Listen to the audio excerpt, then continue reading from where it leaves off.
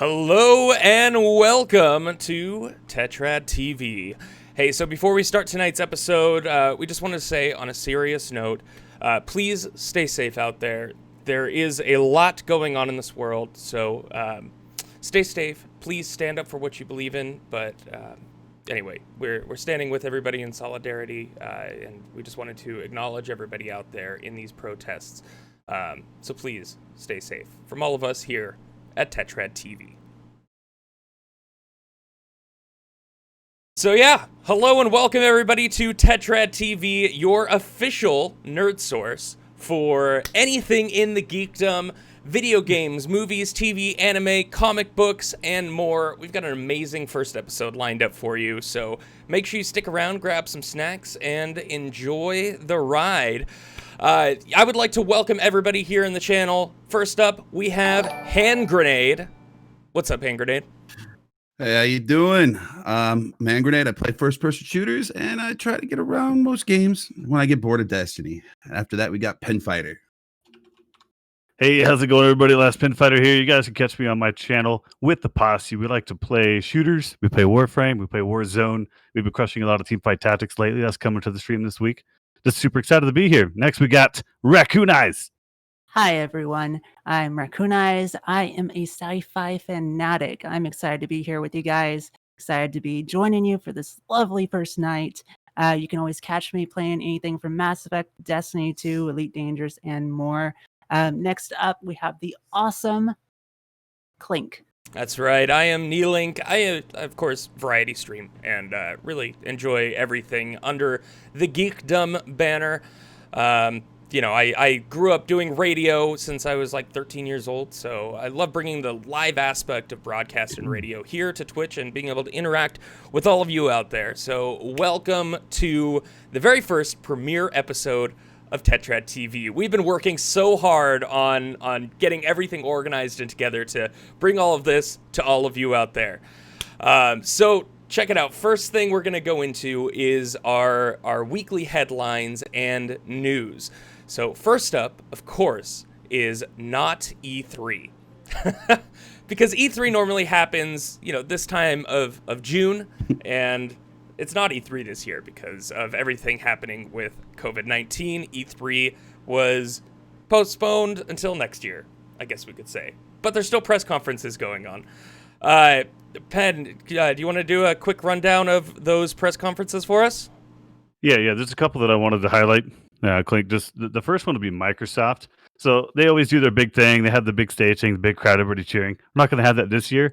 And actually for them, that's probably a good thing given how some of the Xbox ones have gone in recent memory as far as those live broadcasts go.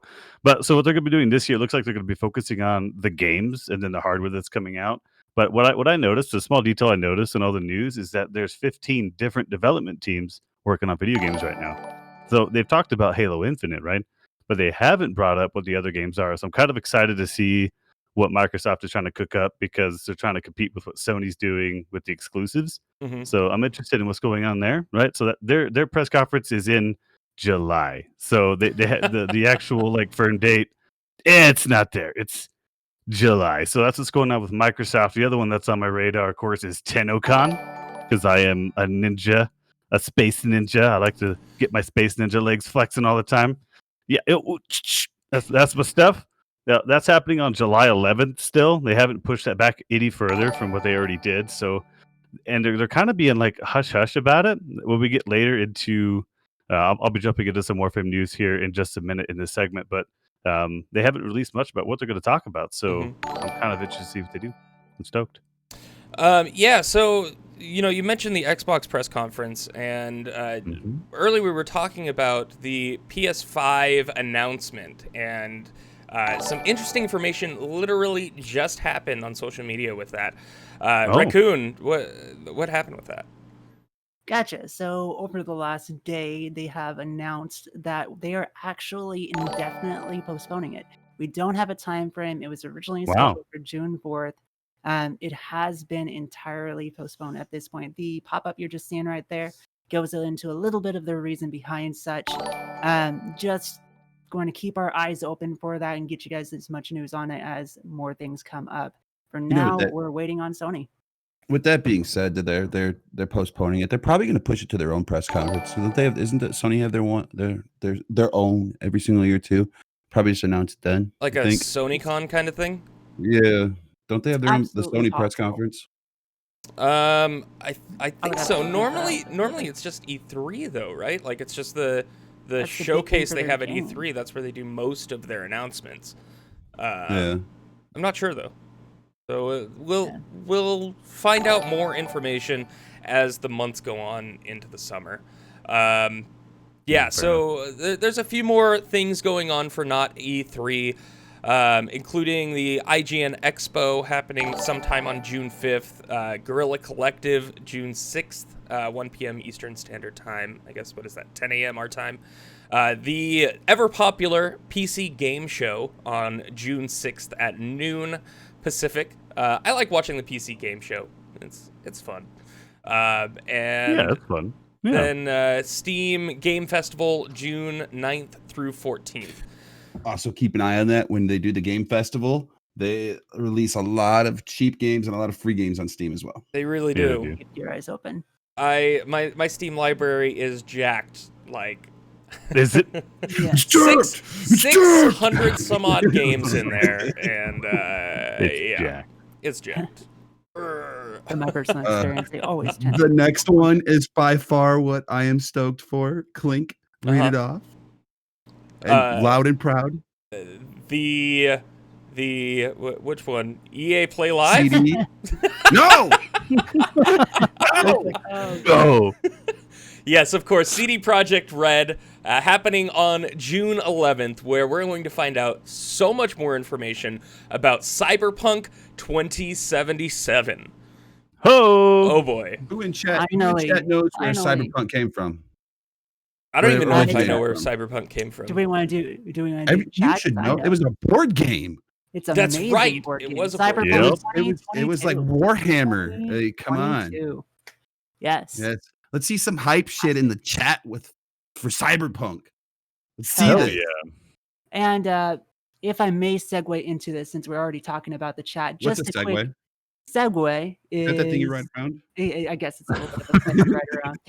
Segue, in this case, I want to talk about how we're going to be doing our questions and answers. I know we keep bringing it up to you guys. We haven't really responded yet to what you're saying, but that's because we're going to be doing our questions and answers at the very end of this show. So make sure to stick around, save your questions for then.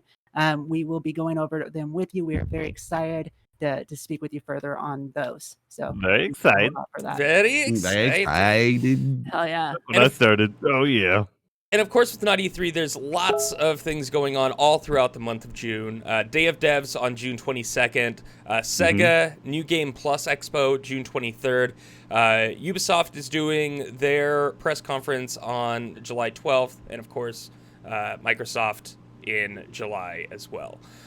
So a lot of great video game news here in the month of June. And I'm always excited about E3.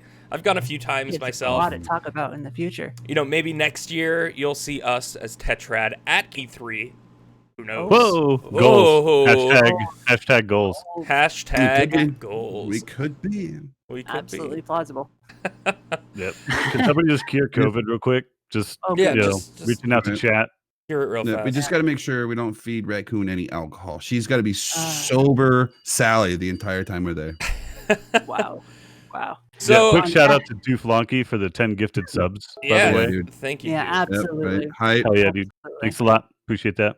So This speaking, is our inaugural. Sorry. I'm sorry to cut you off. This is our inaugural stream. Let's see this chat explode. that's right. And then Oh, go yeah. ahead, Clink. GG Doof. Yep. Yeah, so back to the news. Let's kind of stick with video games here. I want to bring up a couple of big updates to the games that I play. So I'm really excited this week because there's like so much to talk about for the things that we've been doing. So first up, guys, let's talk about Behavior. I just want to touch on this really quick. The Behavior and Digital Extremes are two developers that we will get into later. We haven't introduced it or teased it yet, but the big discussion of this show is going to be devs and their communities. That's coming up here a little bit later. We're really excited to kind of get into a discussion around that topic. But as far as the news go this week, anybody that missed it, guys, they just put Silent Hill into Dead by Daylight. If that doesn't get your murder dolls excited, I don't know what will. That's Murder dolls. That's out of this world, guys. Got to throw in a Murder Dolls band reference whenever I can. So definitely got that done today. That makes me happy. So Silent Hill's coming. They're bringing Pyramid Head in as the new killer with his 3 new perks. Cheryl Mason from Silent Hill 2, she's going to join the cast of survivors with her 3 new perks.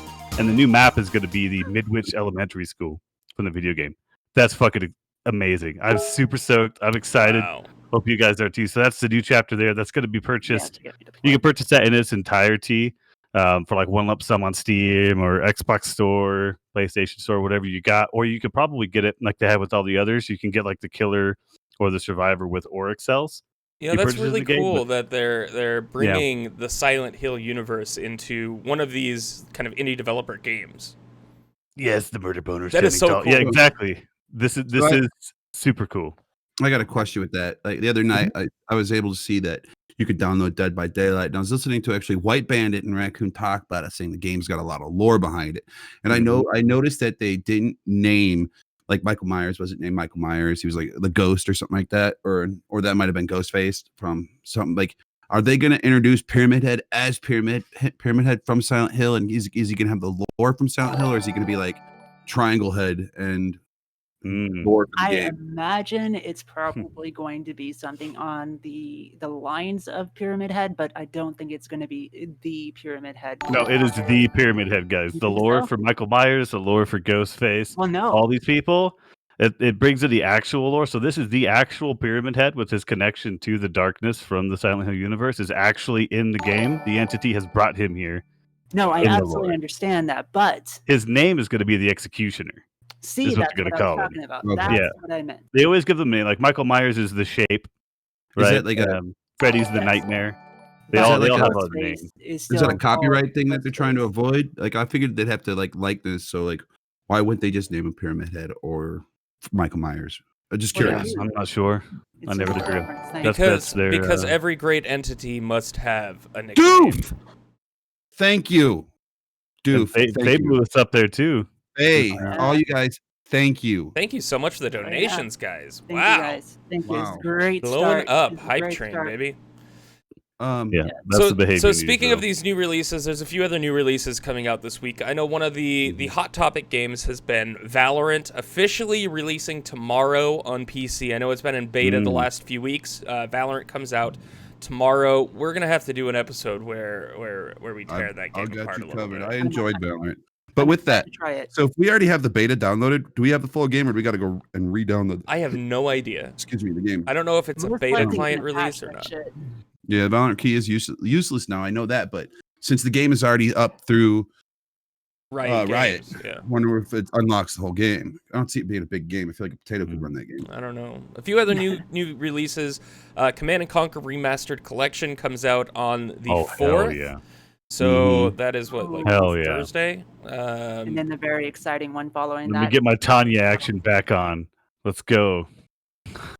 And then in other news, we got some comics coming out.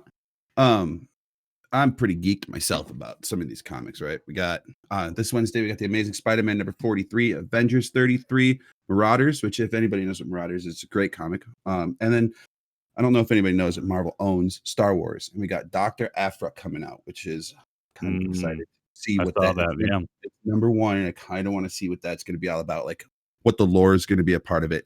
And like I said before, and I scream this from the top of the rooftops, if anybody has not gone and read Mountains, Fellwinter's Peak, whatever you want, if you have not read the new Venom or Carnage series, you're absolutely missing out. Cates is an amazing author.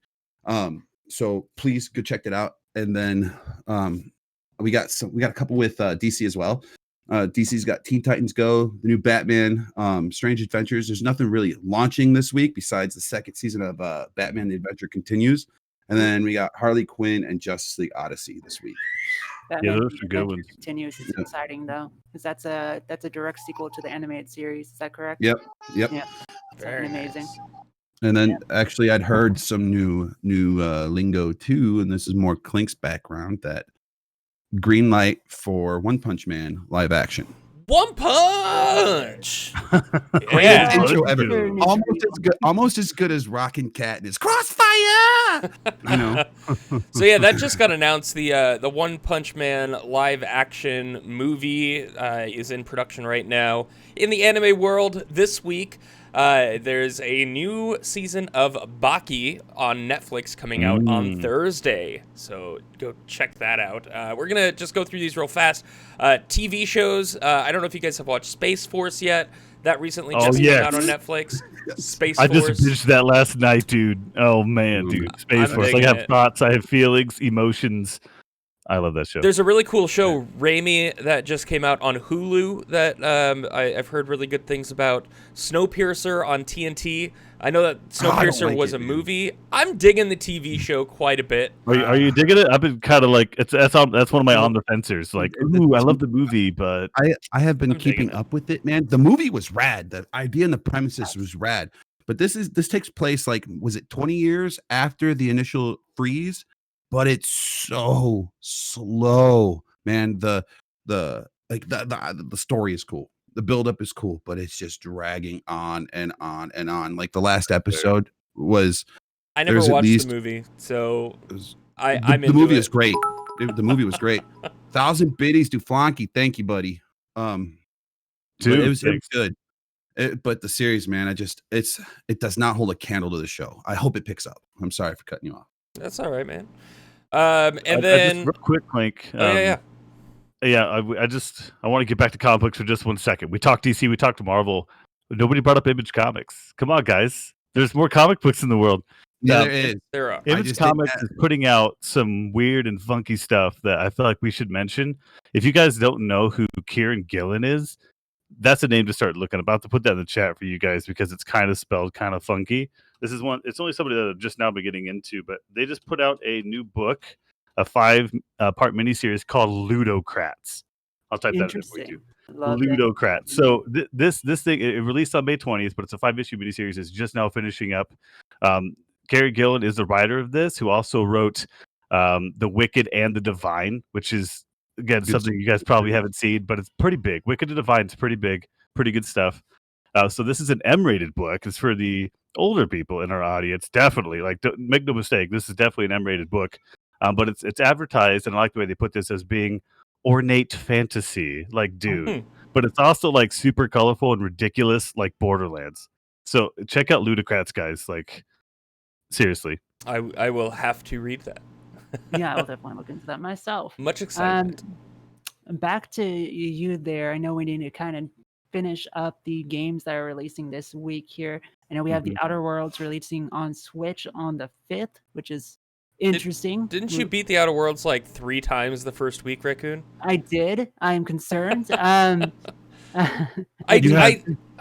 Hold You on. had the patience to play that game 3 times. Spoiler I had the patience alert! to play it You can 3 beat times it in a in row. 8 minutes. You can beat the game in 8 minutes. That's clipping. That's not beating it. That's like when No, someone no, no, no, destroyed no, no, Wordle. No. Check it out. If Uh-oh, you fingers up, lower guys. your intelligence at the very beginning, you can, when you get on your ship, you can push a button that says, "Nah, screw it. We're just gonna jump without coordinates," and you jump straight into the sun. Credits roll. So much better when you experience for the first time without knowing that it does that. That was amazing experience. My 3 finishes, one of those was exactly that, and that was probably the best ending.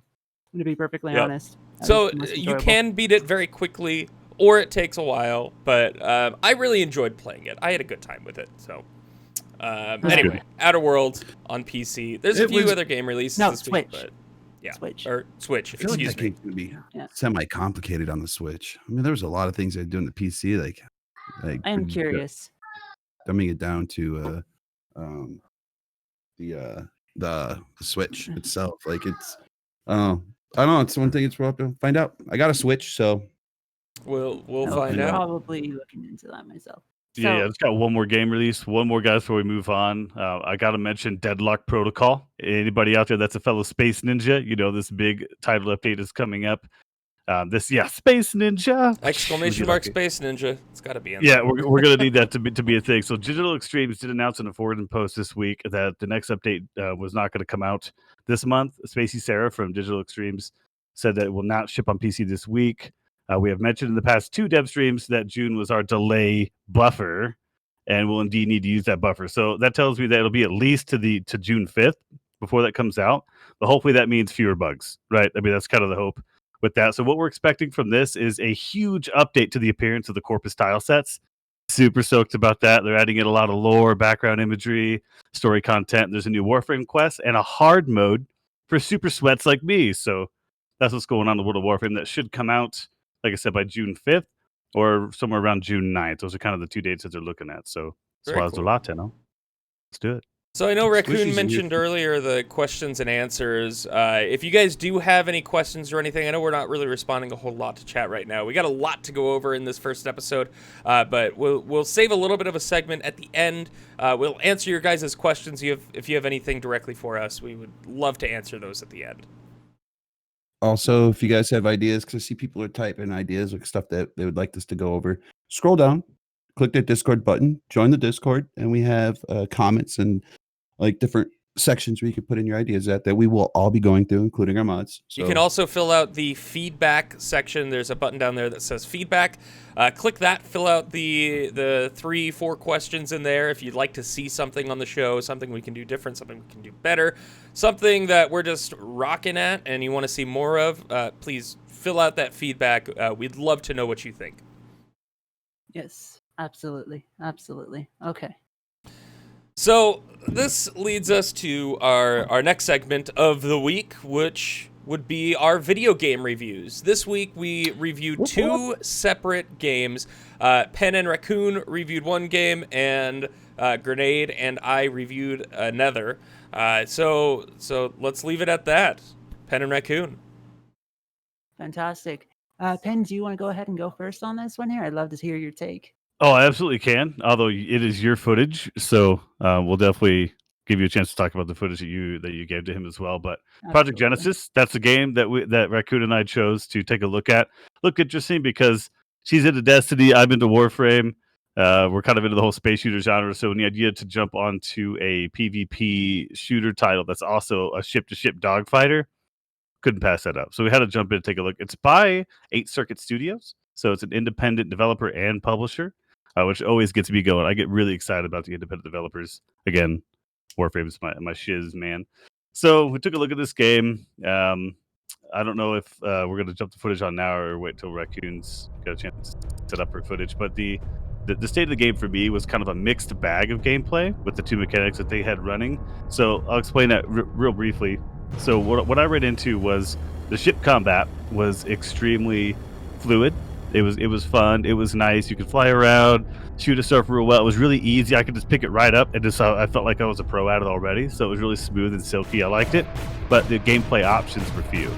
So basically, you just have to eliminate the shield on the enemy ship, their capital ship, while the other players are trying to stop you from doing so, and then you're able to do a boarding action at that point. So once you do your boarding action, now you're in the first-person shooter segment of the game. And that was the exact opposite. The controls did not feel slick and smooth. They were very clunky. I had a hard time kind of figuring out where the hitboxes and the aiming and all these other issues, but there was a ton of cool gameplay options as far as like what you could do once you were on the carrier without revealing too much. You know, there's different mechanics, different goals and objectives once you get onto the capital ship in the first-person game mode, but it was kind of clunky. So for me, it looked great. The decent graphics, nice textures, overall visual appeal. But in the current state, the execution of the gameplay just wasn't there. But if you're one that likes to bet on the future of like a promising indie, this might be something to take a look at. All right, and I'll diverge from that take. And I've actually had the exact opposite experience. When I went into this game, I started off with the ship. I dropped into the pilot and then into the ship because the information it provided was very confusing. There was a very brief tutorial that it gives you at the very beginning that offers you some sort of some sort of experience on it, and it really doesn't cover too much outside of telling you, go for it after it reveals the control scheme to you, which I feel was very lackluster. Considering that it is a pre-alpha game, so it's hard really to create a final say on the matter. The spaceship combat, when I was able to actually get into a match with someone, was quite difficult to follow. The control scheme was rough. I could not target the enemy. The missile functions on any of the ships didn't make too much sense. There seemed to be some sort of auto lock-on feature that the controls did not mention whatsoever. And actually getting onto the ship, I had an experience with the FPS when I was actually able to get into combat with people. Felt a lot more cohesive. What you were seeing there in the video is I did absolutely love the environments, though. The designs, the 4K resolutions, the asteroids, the planets, even there's an ice planet that's very beautiful to look at, and it's really easily enjoyed with regards to the aesthetic. Same thing for inside the ship. You go around, everything shows the damage. When you shoot a screen, it's automatically buzzing. It has a nice effect to it. The actual gunplay, from my experience, was fun when I would get into combat. But the biggest deal here is I feel it's too early on, because for the most part, I spent about 2-3 hours in this game, and I maybe got into a match with someone twice for about 20 minutes. So that just sounds like a player base kind of. Yeah, it is. issue I had there. issues too. I did get into a match with 6 other players at one point, and that was the most fun we had. But I mean, it most is of the cool time to it was- see that spaceship Mhm. combat, kind of like Everspace and some of those kind of flat spaceship feel combat like the style mix- games. I feel like the mix is absolutely amazing, and this has potential, but it's far too soon to say one way or the other on it, really. All right. I feel like they really need to upgrade their tutorial, their control scheme, and find out, give us a lock on for the spaceship combat, because it's just too complicated outside of that. Well, we'll see where that game goes. I mean, pre-alpha, Yeah. so it's that is very early in its development phase, and at least having a semi-workable version of the game is something to show for in a pre-alpha state, right? Yeah, I I mean, would you're paying for the hope, right? You pay $30 for this thing in early, Yeah. right? So you're basically investing in a brighter future for this game, because you're not going to get $30 worth of content out of it. Totally. Absolutely, and I think that is an issue too. It should be more obviously explained on the front page of the Steam that this is a pre-alpha game, and it's costing you $30 for a game that is very obviously unfinished. And it's not very open. You don't notice right off the bat, at least by the videos, that this is in a pre-alpha state.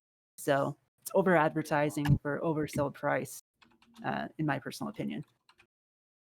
Well, speaking of pre-alpha stuff, I felt like our game, me and Grenade's game that we reviewed this week, which was Tell us Crucible. about it. Crucible, the brand new Amazon game built on their AWS system. So Amazon developed this game, and yeah. So let's go into a little bit of Crucible, Grenade. How did Yes, you feel about it let's. overall, man?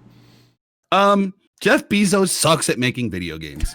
That's Wow, how I what's feel that about it. review? Yeah, he fucking Best sucks. review ever. 10 stars. So, okay, my honest to God opinion is, for an Amazon game, like, is it their first one or is it? I think it's their second one. They made It's they their made a second. like survival style fantasy never game as finished it. well, but never finished that one. So my overall review on it is, you know what? I love third person games. Like, if anybody comes into my channel, like, I haven't been playing Division much, but I love third person view. It's one of my primary focuses. So I was pretty stoked about the whole cartoony aspect. It was kind of like an Overwatch meets Division. I was stoked on the whole premise of it, but when I got in there playing it, like, the whole purpose of a tutorial is kind of give you an idea on how to play the damn game. I left the tutorial more confused than I started the game. True. Wow. Yeah. all I know is the characters are so off balance, and I'm funny. So there's the big guy with the chain gun. He's coming up right now.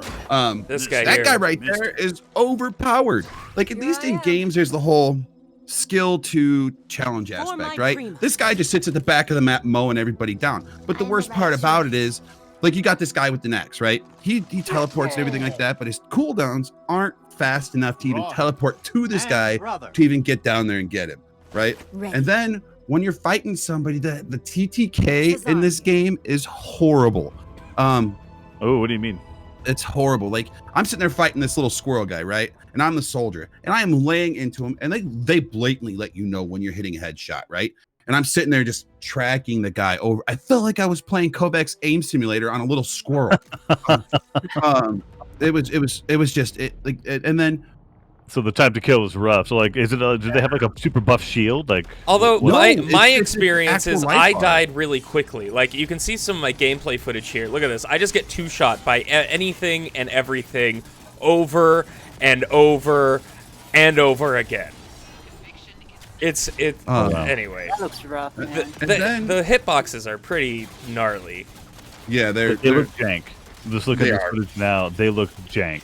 Looks like a beautiful game, though. It kind of reminded is. me It really is. of Defiance a little bit, actually. The Warframe? PvE No, aspect. Warframe. WildStar. A little bit WildStar, yeah. And see, when I first got on here and played, you couldn't have two of the same character on the map, and I just saw that you have. I have like multiple I've got like characters 3 on of the map. characters, 2 of characters on one team, 2 of characters on another, and then dealing with the spawn thing. I don't know. I feel like this is a total pre-alpha game, but they're saying it's released, right? Like this is Yeah, I thought it was. like the game, and That is the game. and I'm not really digging it. So overall, it's a PvEVP game where you have NPC enemies that you fight, pick up essence to level up through the match. You grab objectives, like you can see me here in this video now, to add to your point counter. You have big enemy boss spawns that can spawn sometimes that add to your points. But one thing I felt, it's not optimized for controller at all. Why does it say D-pad left on there? Oh, Right. man. Did you That try is it with the rough. controller? I Did did. you try it with the controller? I did. Yeah, dude, you sit there and you hit the look right button, and you literally do a 360 before you even come around. It's to- crazy. Like there's no dead zone. It is not optimized at all. So you collect this essence from the PvE enemies, which I really enjoyed the PvE aspect of it more than the PvP. If there was just kind of a PvE mode, I might be kind of into that actually. And then of course there's no actual like end of the game. It just kind of ends. Takes off. Oh, like no victory screen? Like no like Like- dances and avatars? No, and- it just kind of ends. When I was playing with Captain Fufi, like the game ended, I was like, well, is this it? Like, what's going on? Who Well, that won? What happened? Exactly. You know? Time. That's how, folks. It's That's bad. definitely my honest to God opinion on the game is if it's like Warframe. When Warframe first launched, it was bad. It took a couple years for Warframe to pick up and be an awesome game. I feel like this game could have the same potential. Maybe a couple years, a little polish, a little spit shine, some pine saw. Maybe it'll be fucking good. But right now, it is a hot mess of taking your time up. Yeah, I A think that goes steaming into- pile of bullshit. Wow. Yeah, I think that goes into the fact that game developers are releasing products unfinished Yep. way too soon. That is and true. That's really a problem. And it is a cash grab. And I think that leads us really well into our next segment of the show. Ooh, the big grand next segment of the show. Which is developers and their communities. And you know, Yeah. some Percy. games that come out right now are amazing. You have these amazing developers that are listening to their audience, that are making a game that their audience wants to see and wants to play. And then you have other developers that are literally just doing this cash grab. Like in Crucible, you can already spend $100 on in-game currency to buy whatever for this game that obviously isn't finished at all. And I think Mm. that's a good sign for Project Genesis, though. Their store is shut down. They're not letting you spend any more money than what you pay for to actually get the game unlocked because it's in such a state of early access. And I mean, I have hope for that game. So we'll see what the developers do with that. Totally. though.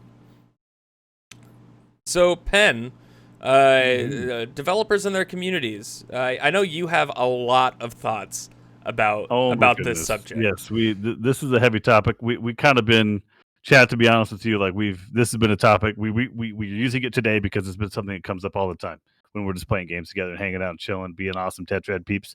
We tend to think about this topic a lot. So and it's been super hot on the minds of gamers. Like this is every forum debate, every party I've been in. This topic is everywhere. So we definitely want to spend a little bit of time here, kind of riffing on the different developers and how things are handled. I know Grenade's got some thought with Bungie. Raccoon's got a different argument with Bungie. So I want to start off with let's start off a little bit lighter, right before we get into the Destiny conversation, and let's talk about a couple of companies that are trying to do things the right way, as well as kind of give you guys the point that I have kind of moving into this and to keep in mind as gamers. I just want to point out that sometimes what gamers want for a game isn't what the game needs. I know that's a hard pill for some gamers That to is true. swallow, right? But I feel like sometimes we're too demanding. We want a game like, let's say, Warframe to be this or that instead of what it actually is. And in this case, you still using Warframe as the example, Digital Extremes play their game. When you watch their dev streams, live streams, whatever, you could see Space Mom herself, Rebecca from DE, with a gamepad, having a blast. She's killing thousands of corpus and committing genocide on a galactic level and squealing with delight as she does so. They love their product. They love their game. They're trying to listen and manage player expectations, but also give us what the game needs so that it's still fun and it works. And all You that know, kind you of thing. see a So I lot of wanna make that sure we keep that in with mind. like World of Warcraft, where you have this community of diehard fans, and they're like, "Oh, this is too hard," and then you know, BattleNet. Why am I spacing on their name? Blizzard.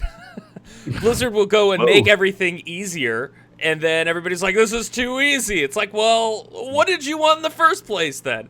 And What so, did you want? so I think taking that fine stance as a developer, where it's like, no, this is our game, we're gonna do with it what we want, can be an okay thing.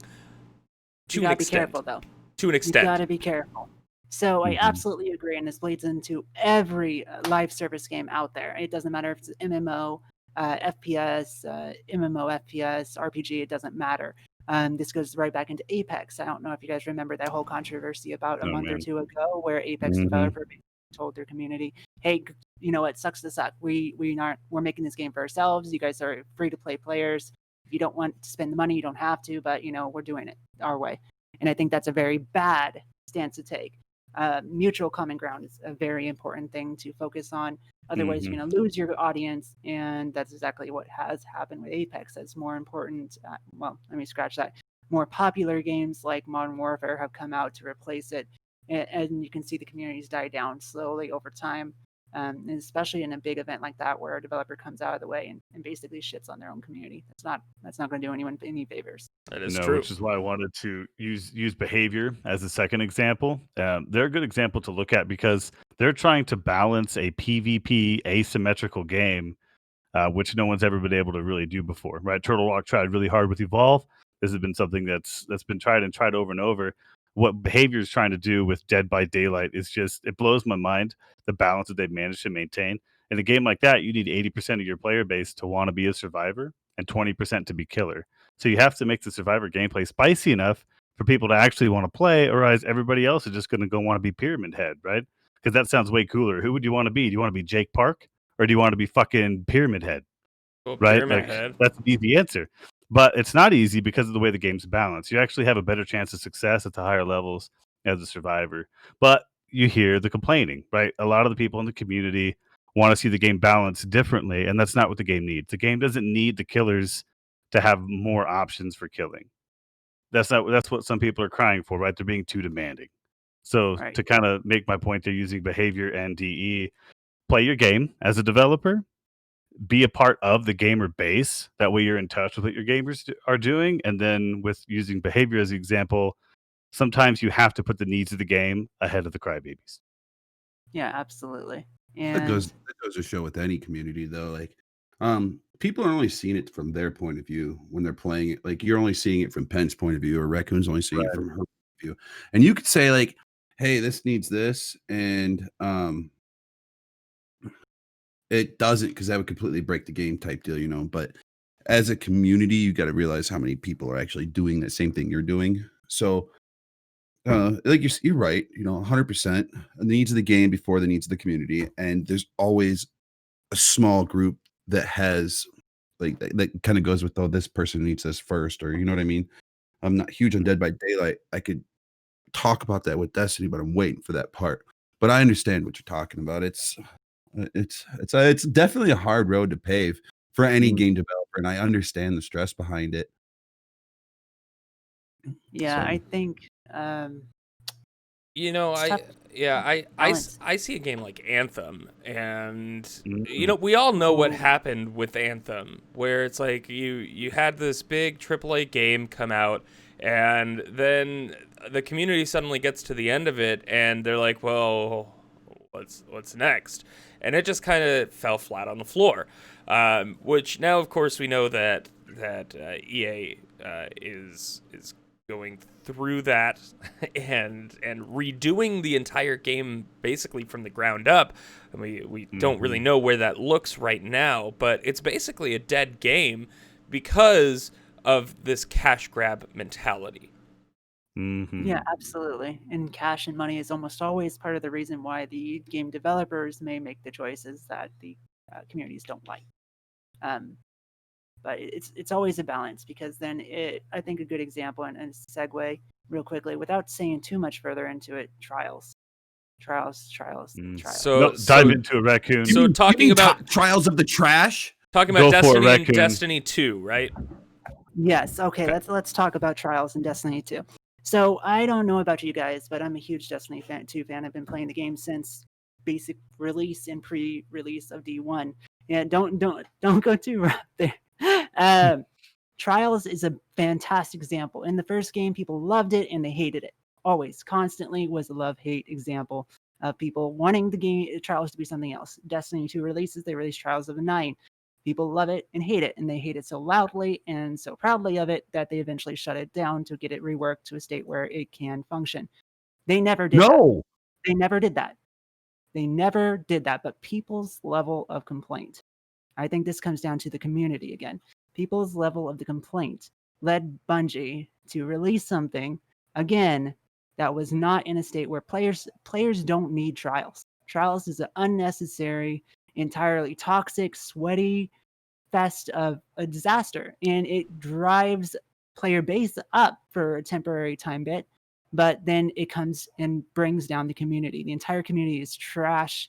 The negative perception of Bungie gets thrown around again because they fail Trials. No. I enjoyed it when it first came out. That's all I want to say. I am just writing a fucking notepad right now. Just let her. Okay. Grenade stewing. Yeah, I'm you can throw stewing. it at me. No, finish. No, I think I've said most of my point here with regards to that. Trials is. Oh, okay. Go ahead. No, please. No, please. You told. Okay. No, All right.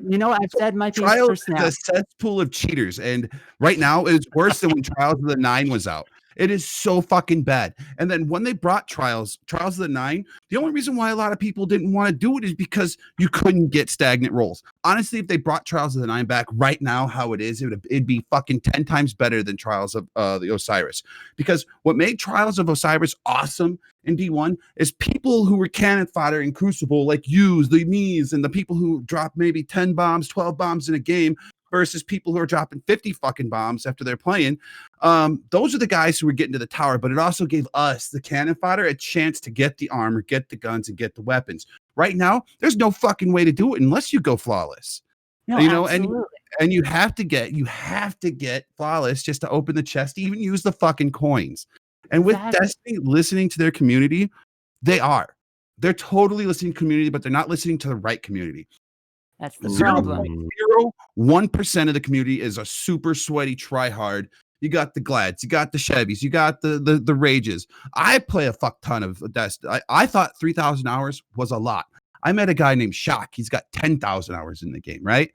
Now, those are the guys that they are catering to way too much. But after a certain point in time, they're just playing it to play it because they're fucking bored. Because you can get your god rolls on your armor. You can get your god rolls on your guns. It doesn't take that long. I got all the ones that I consider god rolls with the reload perks and damage perks, right? Which they nerfed. But they're nerfing it. They Yes. nerfed. They're nerfing it. Throw that cog in your head. How is that overall health to a game? Because you know what pisses people off is when you're in a fucking raid and you're sitting there, you're trying to learn it, or you're trying to help a person get through it instead of running it over and over and over again. Like, I can understand the first couple weeks, the first month, maybe 2 months, right? People sit there and try the raid and they do it and they learn it. But when it gets old and it's the only fucking content in the game, why are you taking the reload buffs away? Why are you taking the stuff just so they can get in there and get their fucking armor and get out? Like, that's honestly what they just need to do. That's what's making the community salty, is because they sit there and have to go through it over and over and over again. And they're not even like the old raids in D1 where you could. I've taken an entire team through Axis by myself, actually with another dude, one of my good friends, actually my clan leader. when they all fucking dropped. Me and him were able to run a self-res warlock and a titan, and he was going around picking up the balls and throwing it. I was dropping all the servitors coming out, and I would kill myself and get my super, kill myself again. There's no room for error in the new games. So with it being so fucking meticulous, like Spire of Stars or the new one, the GOS, it's to the point where you want to pull your fucking hair out because people get tired. It's like the other day when we were raiding. I figured there'd been a break long enough to realize that people weren't going to be salty, but I took Raccoon through our first raid in D2. Some of my guys are pretty fucking salty in there, and if you're still in there, Melon, you know I'm talking about you. I'm talking to Melon. So let me stop you right there, Grenade. Let me ask a question for both of you. Let me ask a question. Does Bungie know their gamer base? Are they in touch? My opinion on it is I feel like they know. I feel like they know their sweaty gamer base. The guys who are putting in 6,000 plus hours. They need to kind of understand that there are peoples that are trying to play the game on a casual basis. They need to find that happy medium. And Trials was not the happy medium because it was all fucking Crucible. They could have thrown a new dungeon in there, and that would have helped the game out. You know what I mean? Could explode. Do it. I want to hear it. So I can prove you wrong. So first off, they did that. They made the casual game. They made a fucking fantastic D2 casual game. Exactly what people wanted from D1 when they came into D2. And you know what? People hated it. All of the big people in the game hated it. All of their reviews were coming in as shit. And it died. The entire place died. So there you go. There you go. There's always a level of issue because there's the hardcore gamers, which they know. They're very well aware. That's why Garden of Salvation is so fucking hard, because they want people to spend that 17 hours or whatever when they first go through it to make sure that they, get that world first. They want the hardcore shit too. And then there's the casual. And I think this is one of the areas Bungie struggles in. They know both. They just can't accomplish appeasing both because one wants something that is exactly the opposing opposite of the other. And finding that balance is the trouble. But there's so many things they could do otherwise. Like you say, when it first came out, it was garbage. It was better when it launched than it is now. We're literally like I remember when they said they're bringing bounties back. I was like, oh, hey, cool. That gives us something to do. Not fucking make it a bounty simulator.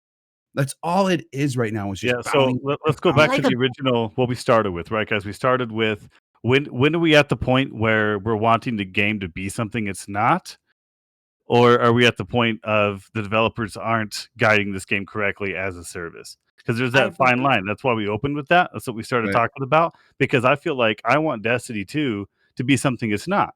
Because I'm a Warframe guy. When I jump onto Warframe, I've always got something productive to work toward and do. When I was getting onto Destiny, I had nothing to do but get the same things that I've already gotten 100 times and the same kind of bounties. So maybe I'm just not the audience for Destiny anymore. You're right, but Warframe still has the same similarities to it. Yeah, you can get different stuff from running the same mission over and over again. Destiny just needs to fix their gameplay loop. That's what they need to do. There's very, very few people who like Drifter here. Gambit. Very few people like Gambit. Gambit is a playlist that needs to be pulled. They could pull other planets, and honestly, if they stick to a better gameplay loop, like when you do the bounties, right? Blow up. When you go and you pick up, say, bounties, right? Your bounties are so fucking off the wall, it's not even funny. Get 10 kills with a fusion rifle, get 10 kills with a solar fusion rifle, get 20 kills with arc, and then get 10 kills with a sword or 20 kills. It's astronomically in how stupid it is. Like, it's not even worth your time because you're sitting there. Most of the time, you're in your fucking menu switching weapons. You got to have a shit ton of weapons on you. Then next thing you go into your vault. Like, what they need to do is they need to find that fine line. All right, so Mondays, auto rifles, hand cannons, shotguns, right? And that'll clear up that swapping your shit around. You could play a regular gameplay loop and get it done and over with. Bungie is super, super, super good at listening to their community, but they also are super, super good at hyping up bullshit.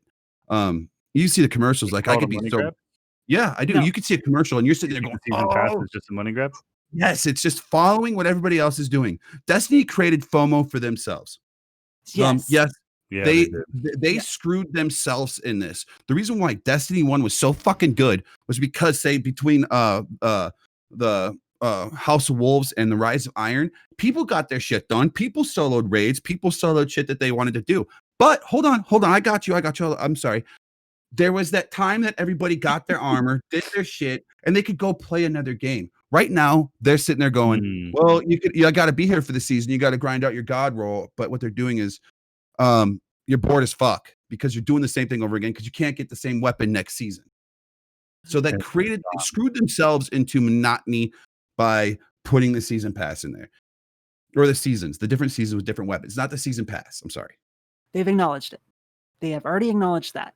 They have already acknowledged it. They've already talked about it in their weekly whatevers. They already said they're changing it. They're changing how those things work. You can go into their recent 5 weeks. This week's at Bungie, and they've literally talked about every major point there. But I want to go back to something you said. Destiny 1. Who remembers how much hate Destiny 1 had pre-Taken King? It was broken. Yes. It didn't work, yeah. The game was broken. But just like work. D2, Forsaken was so fucking good. And I played D1 from beta. I'm a beta player. I've been doing it the whole time. But when it comes to Forsaken was such a fucking... The story was great. Cade's never coming back, guys. He will never come back because it dilutes the story, just so you know. But it fixed the fucking game. It squared everything away. Like, that's why I was stoked. Like, all they had to do was tell me they're going back to the Forsaken model, which to me is fucking rad because the Forsaken model was terrific. They brought me in. Yeah. But with the Forsaken model, I'm sorry, Raccoon, with the Forsaken model, they didn't bring much in for a long period of time, and we're only going to the Dreaming City. Like, I still want to know what the fuck the Blind Well's for. What are we closing? Like, or go back and redoing the fucking shit on. Yeah, there's so much shit that they could fix in this game to make it fun. What do you got, Raccoon? So I think something I noticed in the chat and I really want to address real quickly because it's on point and it's not going to be something that's a question. Duflanky, that's the problem. That's the biggest issue is the community is by and large following the voices of a few streamers. So for our audio listeners, what did Duflanky say to that you're responding to? So, Duflanky stated previously here, most people are sheep, and whatever the big streamers YouTube say is what 90% of the players will say they want and then bitch about when they shit on.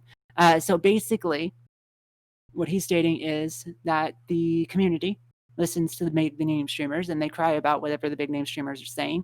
And then when the big name streamers get what they want and it turns out to be shit, well, they're going to complain about that too. And so are the big name streamers because somehow that's still not what they want. You don't have to be beholden to them, though. I mean, I don't want to do not take the statement like, oh, let's turn Destiny to Warframe. But Digital Extremes doesn't give a shit what the big giant YouTubers say because they want those big giant YouTubers have the 9,000 hours in the game. They have every weapon, every Warframe, everything on lock, everything is 100% done. But the average player does not. The average player is super happy with the release schedule that's out. And those YouTubers are the ones who are out of touch, not DE. I feel like Destiny's the same way. Well, that's a problem, though, because I feel like Destiny 2 is listening to the major amount of the community, which is listening to the major amount of the streamers. Right. They're listening to the wrong ones. Nate said that earlier. They're listening to the wrong part of the community. But they're listening to the community. That's the loud voice, right? That's the loud voice, not the people like us who have experienced the game. We know what the issues are. I can agree with half of what Nate's saying with regards to the issues on the game. FOMO is bad. Season Pass needs to be reworked. DLCs the size of Forsaken are much more interesting, much more dynamic, and much more complete than DLCs the size of the last, 5 seasons. I feel like the lore is suffering. I feel like the story elements are suffering. Love the cinematics. And I'm missing it. The game's going such downhill right now. I think they are changing it, though. I think they're on point. Okay, so when they said that when Shadowkeep came out, we're gonna make the game better. Forsaken was tits. So they were saying, we're gonna fix it with Shadowkeep. We're gonna they bombed it with Shadowkeep. Like as soon as they announced that there was a season pass and how they're going to do the seasons, the first thing, honestly, Mr. Mellon and I spent a lot of time talking about it. We're like, he would ask me, how do you feel about it? I think it's going to fucking kill the game, man. We're not Fortnite. It's not fucking, there's only certain games like the predominantly multiplayer games can do that. You know what? Speaking It's to that, I miss actual storyline in the game. Sure, there's lore all around the Right. world, but like when Destiny 2 first came out, you had the Red War, and there was this whole thing around the Red Mhm. War and unlocking the tower again, and then you had the next expansion come in, and that was a whole storyline. And I think the seasons makes it a little less about Muddled? the story and just does. kind of about that season. It's literally, I've sat there with the guys I play with all the time. I hop in there. All right, let's just fucking knock out the season pass so I can go play Warzone. I like, because that's my primary game. That's where my knowledge base comes from. But I would rather play Warzone because it's fun. Like the gameplay loop on it is one fucking map and it's fun. It's versus so super fun. it's So- versus the copious amounts of shit that's in Destiny right now. So looking at the that- opposite end of the spectrum, I look at Final Fantasy 14 and look at that community let's get with the conversation about devs and their communities and not fix Destiny 2 in a single podcast. so Okay. Can I so make one last point real quick? sure. Destiny 2, lore, story, they need to change from Seasons Pass, and they need to focus on bigger 1 year expansions like Taken King. I think that would be I ideal. think Make that's where they're lore that listening. is entirely That- in the Season Pass, compressed in Taken King. That's one thing I truly believe that Bungie's listening to is the lore. I mean, yeah, it's cool if we could play a storyline, but the lore in it is getting so much more in depth and so much more dynamic than it was in D1. Like Mhm. they brought to life the Thorn story. They brought to life Saint 14. All you Titans in chat, man, how many times were you like, praise Saint 14 and praise Shax? Like they brought that to life, They right? made it interactive. They Yep. made you experience with them, and that was There- amazing. That's Their what the devs should story do. is what draws people back in. They need to expand on that. They need to listen to how people react to the game in general. Doof said Destiny listens to primarily the top streamers, which is correct and not correct. Like they took Aztec Cross. They took Glad was even a part of it. Glad's on the PV side of this game all the time. They took Dr. Lupo, who used to play D1 and quit early in D1. And they all took it to the summit and they tried to fix the game from there. First of all, they got a streamer in there that doesn't play the game anymore. They got a guy who only plays Crucible, I mean, why don't they get the guys like Bife and Glad in there and then get Yeah. Aztec, get the casual gamer in there? What But- that would do, it would create a dynamic like all of us sitting here, right? We all have different opinions on some of the same things, but it all comes to the middle. That's what would happen. They would bring back everything at a moderate pace at a medium pace for all the casual players, and it would also have the hardcore players along with the Crucible players. Interested. Yeah. I But I would feel like so to- so yeah, talking want about to casual Scott. players versus 14. hardcore players going into Final Fantasy 14, you have this developer Square Enix, which is a big AAA developer, obviously, but like the developers absolutely listen to their community, and I feel like the community isn't as toxic because of it, where it's like you have all these fans of anime and this Japanese culture and everything else in this game, and the developers are absolutely listening to their community and bringing what the community wants to see. Like they're releasing Nier Automata raids, like crossover raids with Final That's Fantasy crazy. 14. That is so It's cool. amazing. And being able to see that work so well hand in hand, where the developer does their bi-monthly community update and shows, hey, here's exactly what we're doing, here's the things we're adding, we want your feedback, we want to know what you're thinking and how we can improve upon it, and like here's the direction we're taking it, we hope you like it, like this is what we love to do, and we want you to love to do it with us. And so you get more of that camaraderie with the developers of that game instead of So this let me ask you a disconnect question, and Clink. fight between the two. Let me ask you a question about Final Fantasy 14. I feel like some people have said this about some other live service games too. Has their approach to pleasing the player base been to throw a whole platter, a whole buffet of concepts at the wall and see what sticks? Kind of pick things out that don't work, rework No. things, Nope. or has it been It is the roadmap and the players have been along for the ride? it's the roadmap, so they release an expansion, a giant section of storyline, right? and then they let that go for 4 months, and then they add on to that content where the main scenario quest, the main storyline continues, where it's like you are the character involved in the story and you want to know what happens to your character next. It's not like you're in this story and things are happening around you. You are the main character in the entire MMO. Like, that is you. And so then they release this content that builds upon that and makes you feel special that you're there. And so they're not just throwing things at the wall. It is well flushed out, and they want to drive your character in a certain direction. Exactly. They have a outline story plot that is beautiful, absolutely beautiful. It's possibly the best story I've ever played. I mean, there's especially over this like last one. 2,500 That's hours. high. There's over 2,500 hours of cutscenes. Shadow, whatever is Shadowbringers. Bringers. Yeah. Is Shadowbringers, amazing. yeah. It's Interesting. absolute godsend in writing. That storyline is beautiful. And And then it connects everything.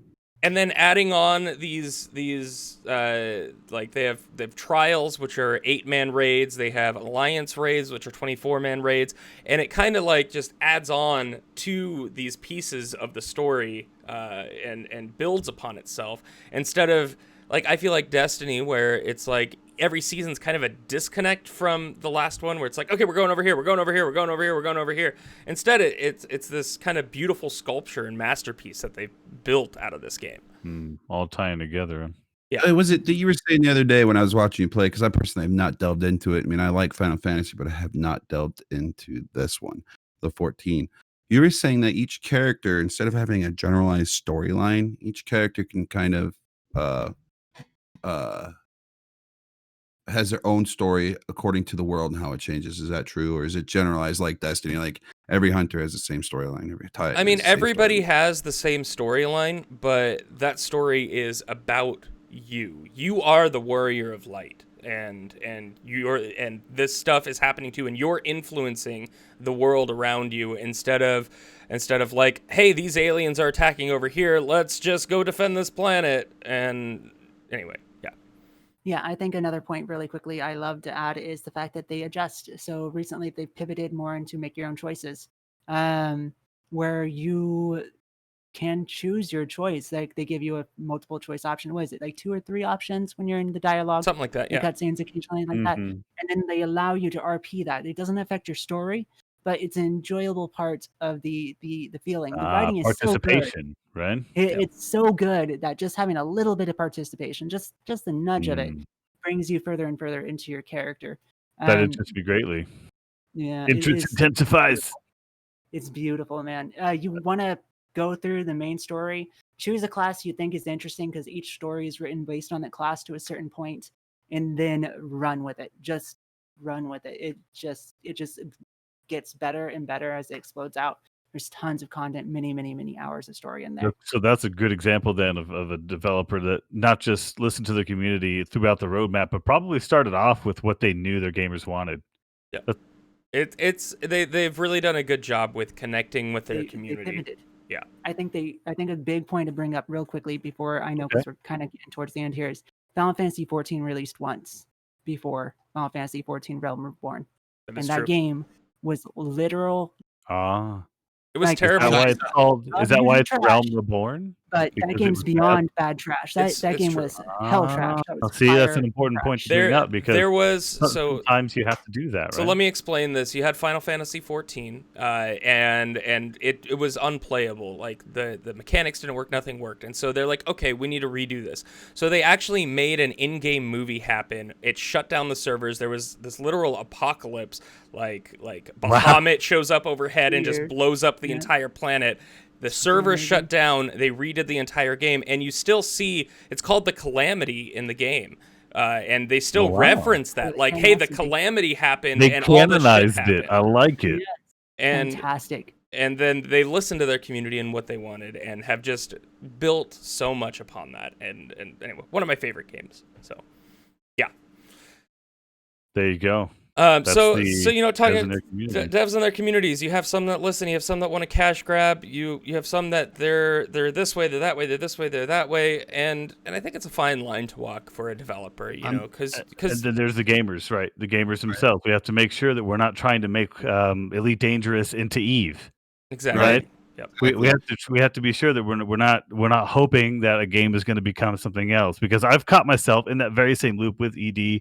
We just have to be careful we don't do that we're managing our expectations, and maybe that game isn't for you.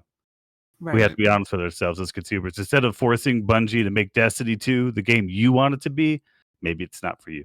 Make it the game that it needs to be, right? Right. We all can understand that. I mean, in the same point in time, like listening to your community can be just as detrimental to your game as not listening to them. Yes. Right. So- Depending on who you're listening to, right? For sure. Yeah, absolutely. Awesome. So that being said, Are we still tomorrow night- friends? Are we still friends? We're still friends? We're all still good? I think friends. we're This working on was friends. an Like, amazing it's amazing. conversation, guys. I'm looking at it this way. I'm not friends with her anymore. I understand the feeling, Grenade. It's okay. You can hate me. for this. Awesome. All right, going with that, guys and ladies and duflonkies and robots and melons. This week, tomorrow, we are going to be running the Tetrad podcast as a game, and we're going to be jumping into the war zone. With that being said, I also have Our a couple multi Twitch quick things tomorrow. That's right. Yeah, our multi Twitch is tomorrow. If you guys want to see any different games in the chat or in our Discord, just let us know. And also our feedback, that one too. And if we miss something that you guys want us to cover, also use our Discord. Use the shit out of our Discord, please, because that's where we sit and we spend most of our time discussing the Tetrad stuff. So let us know. We And want this to week- interact with you guys. Right? Pen Fighter, Link, Raccoon. How do you guys think the first podcast went? I think It's before fantastic. we shut this down? I think we want to hear what they say. I want to hear what they wanted to say with regards to the feedback. that's right. Yeah, let's hold get to on. the Q&A. Excited. Yeah, we still have. I gotta do my plug real quick. After we're done with the Q&A, we're gonna drop off on Captain Fiufi. Yes. His name is Fluffy, but Fiufi for sure. He is Everybody, our- he's already close to being affiliated. He's already got the numbers for the viewers. So this guy is one of my close personal friends. I love Captain Fluffy. He's been super helpful, and he's been in Penn's chat. He's been in Raccoon's chat. He's been in Klink's chat. He's always talking. He's always there for us as friends. He's not just a viewer to me. He's actually a friend. And he just started streaming, so I want to. We've all been through that discouraging part of it. I don't want him to be discouraged at all. So get in there, follow him. He only needs like 25 more follows. Blow him up, all that stuff. Give him some time. Talk to him. He'll dig it. Oh, yeah. And also, before we jump into the Q&A, we're going to take just a quick second. I want to make sure we all get a chance to kind of tell you guys what we have going on our individual channels. We'll start off with Raccoon, and then we'll just take it around. Hi guys. So as you are all aware of, I'm currently working on 365 days in Elite Dangerous. That stream is going to continue on Thursday evening. You guys can probably see me around 7 o'clock Pacific time.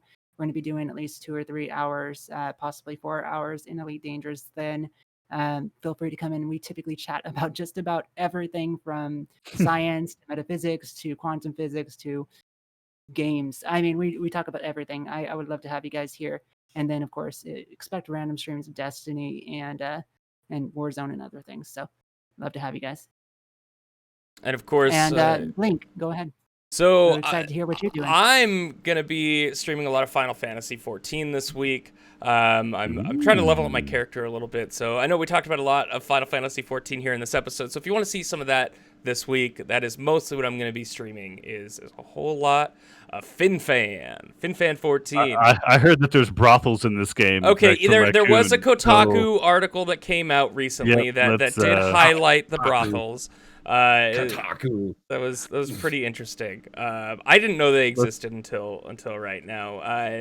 Anyway, Final Fantasy 14 this week on my channel, so make sure you head over there, give it a follow. Grenade, what are you streaming this week? I'm gonna be mostly hanging out in Verdansk. I really like it there. It's a nice somber place. It's Speaking quiet. of, you kind of got the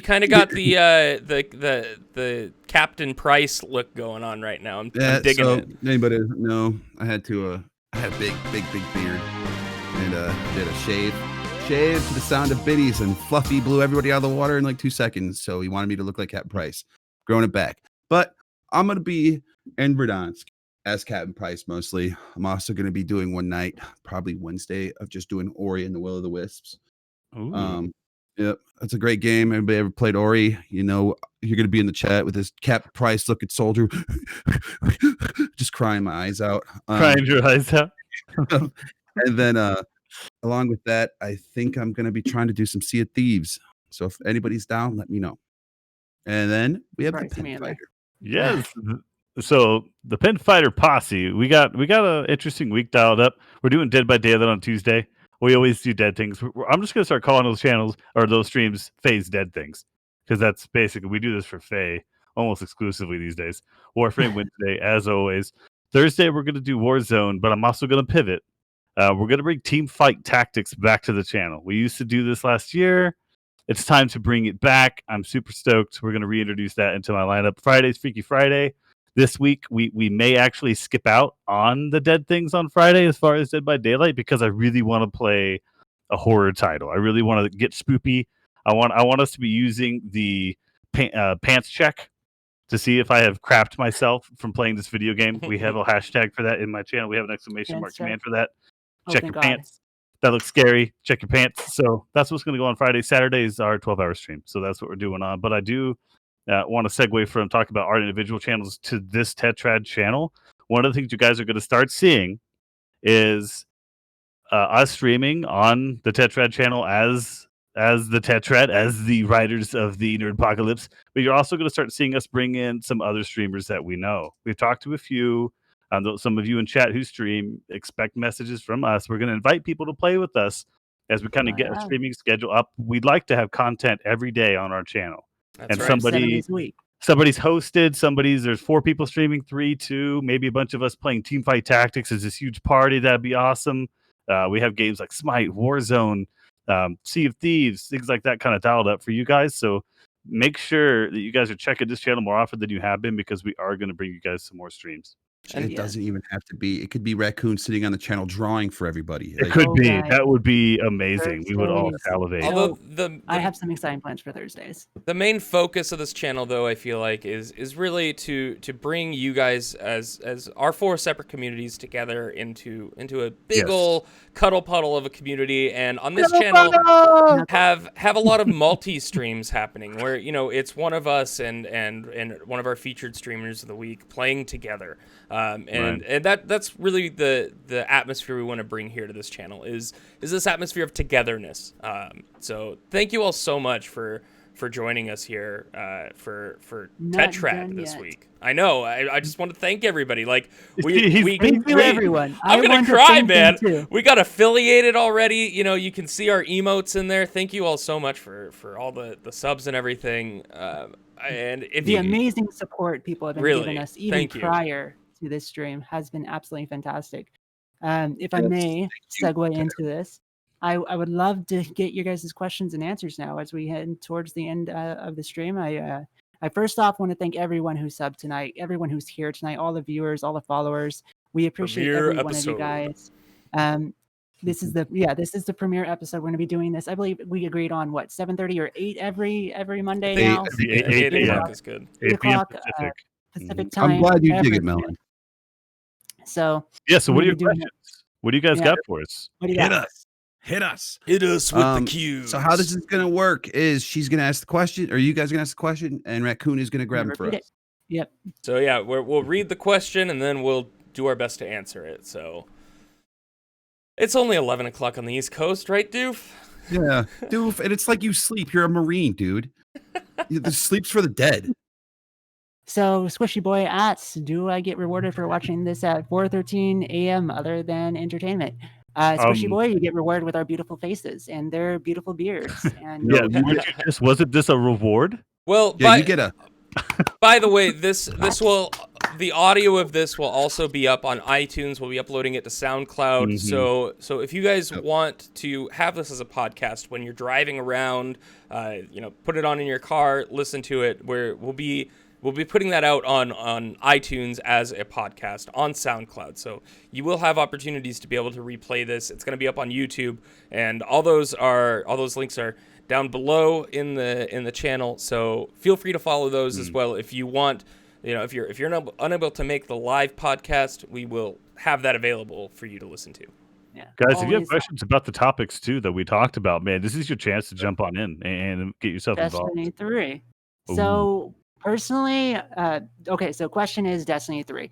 If I'm okay with answering this real quickly, I don't think that's going to happen. At least not in the soon future. We are getting a huge expansion to D2 this fall, based on at least all of the leaks and reviews. I don't want to say too much because some people don't like leaks and previews. But it's going to relate directly to it. What I believe. Didn't they say this was a 10-year? Yes, they did, but that was when they were signed with Activision. Yeah, this game's going on. True. What's going on with the game now is they're going to try to do. I feel like what they're going to try to do is a World of Warcraft thing. Like with the new update coming in, they're probably going to destroy Titan, remove some stuff from the game, and put the exotic quests that are on that planet somewhere else. Can we just get rid of Gambit? Yeah, get rid of Gambit. They're going to get rid of Gambit. Let's pray to God they get rid of Gambit. The Destiny gods. Was it Lucifer? No Destiny 3 to answer your question. Probably. Yeah. At least not in the next 2 or 3 years. They had a thing saying it was going to be released in 2025, but the fact that they're already bringing Destiny 3 content to the game now, probably not going to happen. They have at least 7 more years in this game, guys. Let me read this question from Doof here. This is a really good question, Doof. So, do you think there is a certain value in pleasing the top tier players in a community as they have the influence to steer the overall community? Conversely, if you piss them off, should devs consider the fact that they could steer players away who are more loyal to the streamers than the devs? And Grenade just popped in with a no. I want to pop in with a quick no. We talked about it a moment ago. The Warframe YouTubers that I watch, and I've been playing Warframe since Xbox beta, right? They're out of touch with the actual game, and 90% of the gamers. They're jaded. They finished the content. If DE was going to design stuff just for them, then they would leave the new players and the middle players in the dust. It would be like Destiny all over again, where you have players that they're left in the dust. They don't have the time to come in and play because you're trying to rush content in for the YouTubing community. Where does that leave somebody like me that only wants to commit a certain number of hours to a game? That pivots well to iSwiffle's question of, as a casual D2 player now, I disagree with some points. I feel as though I can't keep up with the seasons anymore, especially with loot leaving each season. What are your thoughts on sunsetting content? So I believe Grenade, do you want to go first? No, I'll let you go first because I'm gonna answer those last 2 questions, like just short. So real quickly here, I believe, and this is something they again have tackled in the recent TWABs this week's at Bungie, and you can always find those on their website or their Twitter. They are not going to be sunsetting a lot of the content that they have already been previously. They have understood that the FOMO content needs to be adjusted. They are sunsetting weapons and armor, which is necessary to some degree, in my personal opinion, months, years after they come out, so that they can continue creating new gear, new weapons, and retiring things and keeping the content fresh.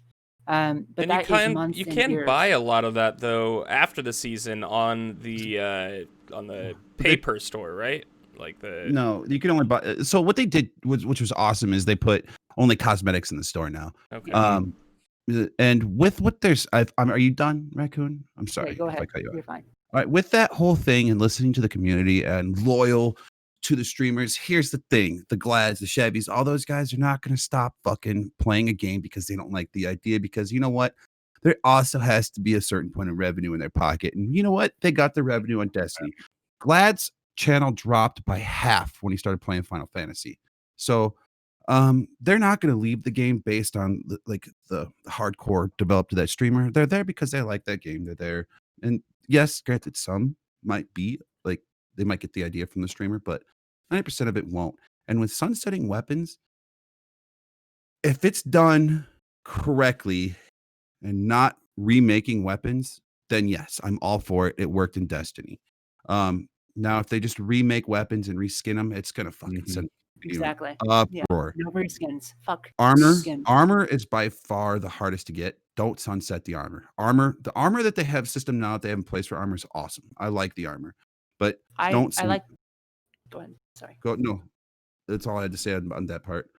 So as long as they give us the aesthetic, I'm cool with them sunsetting armor. Just give me the ornaments. Give Well, you the the transmog, the transmog, yeah. they're introducing transmogging. So if you want Exactly. year one, a dead orbit armor, you can transmog. I think it's gonna take. I don't know if it's silver or fucking bright No, dust. But that's it's gonna probably take not some. So, any money. Doof asks a question slightly Mhm. geared towards me, Kneeling, but open to anyone on this opinion. Thoughts on Rocco's Basilisk? And I think Doof is referring to this thought experiment. I'll just read this directly, like off of Wikipedia. Correct me if I'm wrong, Doof, but Rocco's Basilisk is a thought experiment proposed in 2010 by the user Rocco on the Less Wrong community blog. Rocco used ideas in decision theory to argue that a sufficiently powerful AI agent would have an incentive to torture anyone who imagined the agent but didn't work to bring the agent into existence. Mm. Is that what you're referring to? Because I'm not entirely sure if I've ever heard of Rocco's Basilisk before. Interesting. Rocco's Basilisk. So- a thought experiment. so- Doof, I like it. So taking an AI to bring in this other idea into existence by torture of making the same game loop over and over again and having AI basically develop what the next game loop is going to be is how I read that. That's scary. That's I mean, scary. I love as AI, fuck. but That's scary. scary. I mean, I personally would probably not enjoy that. Maybe that's the way that I games feel are like going to be moving like- eventually, but in my head, I feel like that's like me writing out like a story, right? And then putting it on a printer or a copier, copying that story, then crumpling up that copied piece of paper, peeing on it, setting a fire, putting it back in the printer and letting it go and see what this like, crap comes out of it. You know, like I feel like that could be Yes. horrible. Interesting. Like, so I see kind of looking into this a little bit because I didn't know either. Already, like, it was rejected pretty much out of hand for this reason. And I'll just read the quote. Once the agent already exists, it can't then affect the probability of its existence. So torturing people for their past decisions would be a waste of resources, essentially. Yes. It's a pointless attack. that's I an hate interesting all of thing. this. I'll It's have kinda to pointless. Yeah. research Not more on trash. that. Not raccoon trash. Yeah, I'd have to study some more, but that's kind of my initial reaction is I kind of agree with that. I think like most people just kind of like, but it would be a waste. Like an AI isn't going to waste resources. It's going to be efficiency. How do I get this Mhm. faster, protect myself? That's how any IA is going to function. So doing an inefficient task like this, I don't see it. Any other That- questions for us, guys? That's just a face value assessment, though.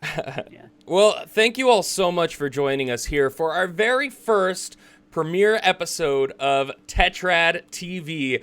All of you guys, we could not do this without you. Thank you so much for the follows, the subscribes, the gifts, the donations. You guys are amazing, and we can't wait to bring more content to all of you each and every week.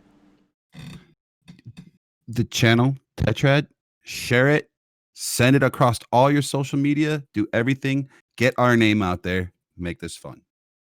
Yeah. The more of you guys we experience this with, the more we can share, the more opinions we can enjoy, the more things we can talk about. We're here to bring the best of nerddom, nerdpocalypse, what have you, to you guys Nerds- and Nerd on discuss nerd it. violence. So, Nerd on nerd violence. Not nerd on nerd violence. The nerdpocalypse is not that. We're ushering the Wow. Geekhead.